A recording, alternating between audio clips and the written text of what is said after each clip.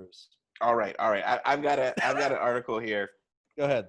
Okay. What's yours? So, The Boys. Yep. Just released their final trailer. And in this COVID era, geeks are starved for new content. And this is the best thing we could ask for because The Boys season 1 was amazing.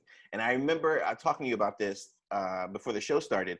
And you were saying that you hadn't seen the show, but you read all the comics. I hadn't seen all of season 1, just like you've all seen one, episodes. But you have a unique perspective because you've read the comics. I read all of the comics when it came out. Yep. Right. I've browsed the comics and watched the show. So we're on a good footing here.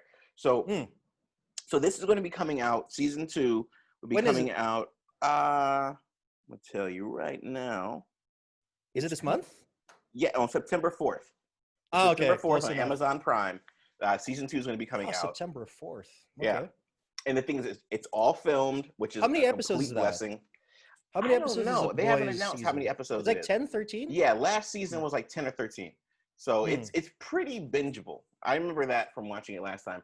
I probably started it like late afternoon, like around like maybe 7, and I finished it like the next morning. So it wasn't like, too much of my day. Sounds about right. Yeah, I mean, I slept. Right. That sounds like 13 hours. No, I slept.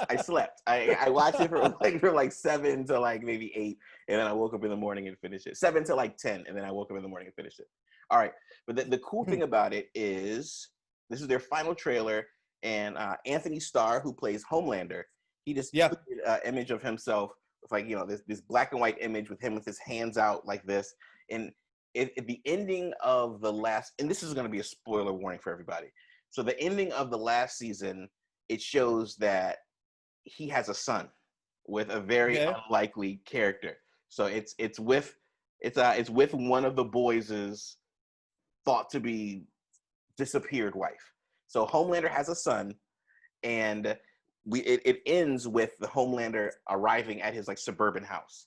So it has this weird like crazy dad / murderer thing going on. So it's going to be really interesting seeing him as a father figure. And I think this season he's going to be the nurturing father. And Stormfront, which is a new character, is going to sort of take his place. So he's female, right? Stormfront has been gender girl swapped. Character, right? Yeah. She's been gender swapped. So what do you remember about Stormfront from the comics? Wait, I'm actually Googling Stormfront. She's like their like version of Storm, but like more powerful. There you are.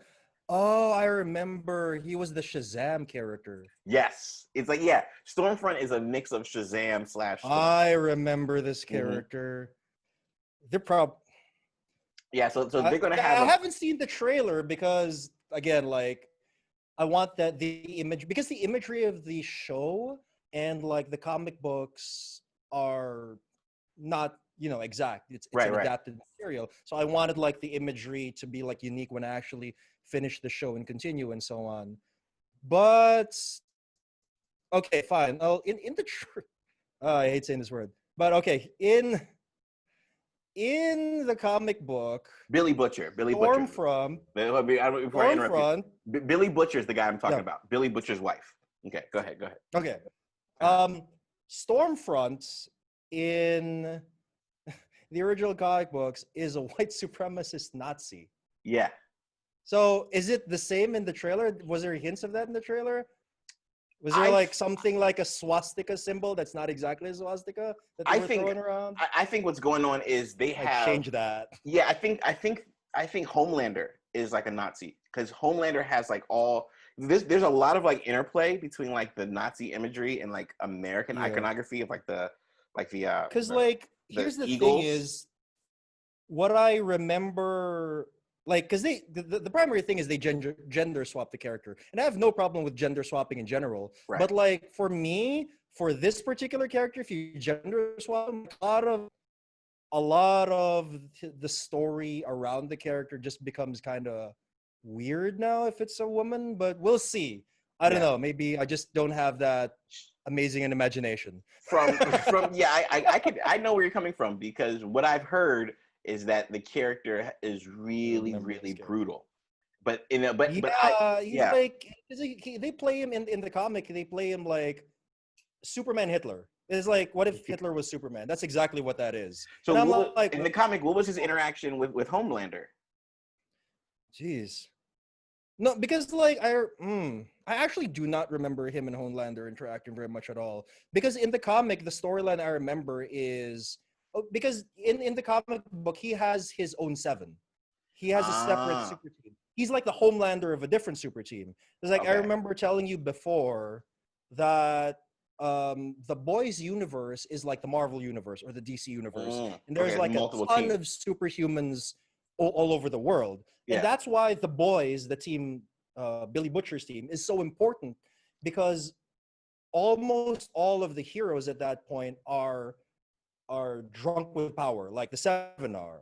So that's why they're important, because they need to police these people. They're going out of control. And so in the comic book, from what I remember, and this was a while ago because the Boys comic book debuted a while ago. Right.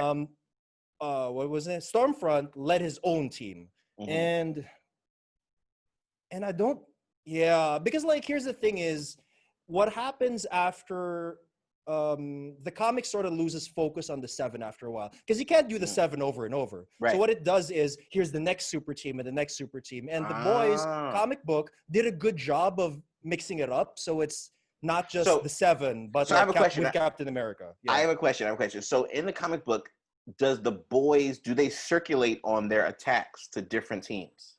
Is that what you're saying? Yeah, they move on. So they defeat the Seven and then they move on.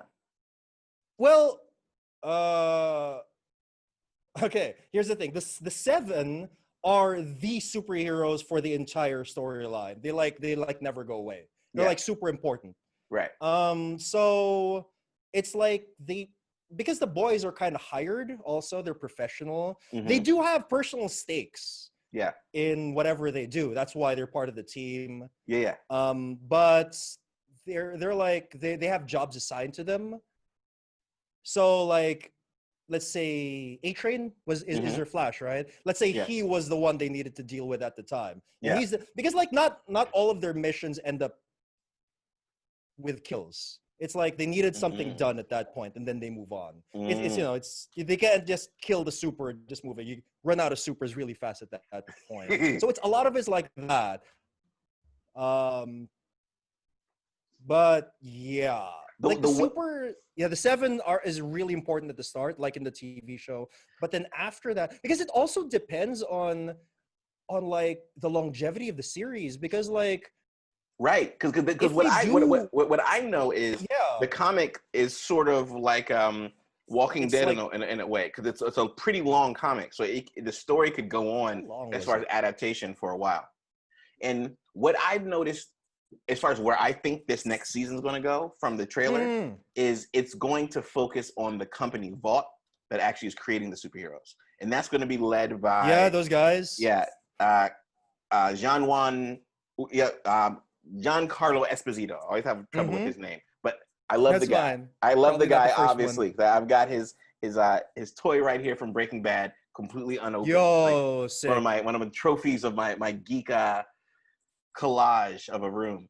So he's going to be introduced. He was introduced at the end of last season, and he's in everything from Breaking Bad to Better Call Saul to The Mandalorian. So he's sort of in everything, and he always comes in and spices up series. So I'm glad that he's coming in at the end. Yeah, because it's good. He's really good. It's always a good omen when he pops up. He always popped up. You're not lying. Like first season or second season. He's never in the beginning of a show, as far as geek culture is concerned, from what I've noticed. So he always comes in. He's an omen of good things. But he's the president of Vought, and I feel like the show is going to turn Vought into the main big bad.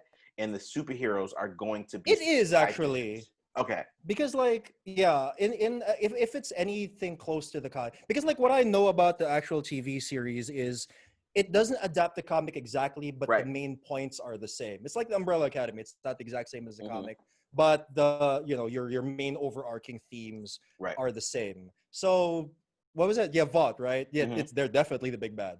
Yeah. Okay.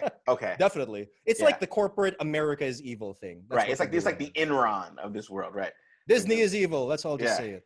So it's controls all the superheroes. So, but the Homelander, no, Stormfront is being brought in from another team. And the thing about, like, it's interesting you said she's the Homelander of another team, because they try in the show, they try to make her like, oh, she's from like the Cleveland team or something like that. But something like that. Yeah, that makes that tracks. The fact that she's actually more powerful, or at least it's hinted that she's more powerful than Homelander, and Homelander's been like made the end all be all. It's the Superman Shazam debate. It just depends on who you like more. Yeah. Because at least in the comic, that's how it was. Right. Like Homelander was Superman and Stormfront was literally Captain Marvel / Shazam. So probably doing something similar.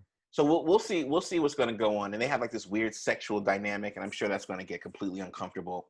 So we'll see where that goes. Yeah. I mean, that's why you watch The Boys, right? Yeah, exactly. There's a scene in The Boys that I remember when I was watching it, and I was like, this is something special. When they broke into a nursery where they were making supers, and Billy Butcher grabs a baby because they're being attacked by stormtroopers. He grabs a baby and he shakes it, and the baby wakes up, and his eyes are like laser. And then he's holding the baby by its skull and like shooting people with a toddler, with an infant. And that's what made The Boys comic so good. I'm pretty sure that exact scene you're talking about was in the comic book. Yeah. And these images, right, are why this series is like a joy to be seen adapted into live action. It's like I told you before, it was like I wanted this to happen. I was like, I just didn't think it would happen, just because the stuff that happens is crazy, man. Yeah, and that's why I wanted to have this conversation with me being a big fan of the show and you being a fan of the comics, reading the whole thing and sort of like comparing notes as to where this thing is going. But I remember you said earlier that it's just from where it's been, it can get a lot crazier. Let's just say that I don't remember a lot of the first half of The Boys, primarily because the second half, I just looked it up. It's 72 issues all in all. Yeah, that's huge. That's a lot of work. Yeah. That could be adapted. It's like the last half was so out there that it just completely overshadowed the first half for me. I like to hear that. A lot of the details in the first half of the story, I actually kind of forgot now. Just aside from the fact that it came out in 2007, it's just like, I'm not going to say the word better because that depends, but it does become. I see what you're saying, because the season one and all of this, season one was so freaking good that it took them a whole last act to tee up how crazy it's going to be in the second season. And I'm watching the second season, the trailers for it, and I'm like, this has all the makings to make me forget season one, which is the reason why I'm here to begin with. You know? Yeah. So that's If it's anything like the comic, that it should happen. Because All right. Yeah. So we'll be looking forward to that, and when it comes out, maybe we can. Yeah. The Boys is crazy, man. It's like, because like one last thing is, like I was mentioning, it will depend on what the longevity of the show is, because it's interesting about The Boys is I started reading it because I was reading on the net how crazy it was. Like, if you've been reading comic books, you've never seen anything like this. And I was like, yeah, right. But then when I actually started reading it, I was like, holy shit. And I just kept reading and reading. Because I'm here for that. It got crazier and crazier, you know? I'm here for that. The interesting thing is, like I told you and Wendell before, The Boys, in that 72 issues, the reason why it's 72 issues, it has a logical beginning, middle, and end, like a 3-act play or a movie. And I'm like, it has an ending. Yeah. And that's why it didn't go beyond 72 issues. I was like, oh, they're going to spin this off, aren't they? No, it ended in 2012, and that was it. And I was like, that's really brave and artistic of Warren Ellis. Right. I just hope they make it to that ending, because it's a good payoff. Really? And you don't see that a lot. Like most things, like like Detective Comics is pimping issue number 1027, for God's sake. Yeah. So, or Spawn is like 301. 303 or something. Yeah. So I just hope that the series lasts long enough.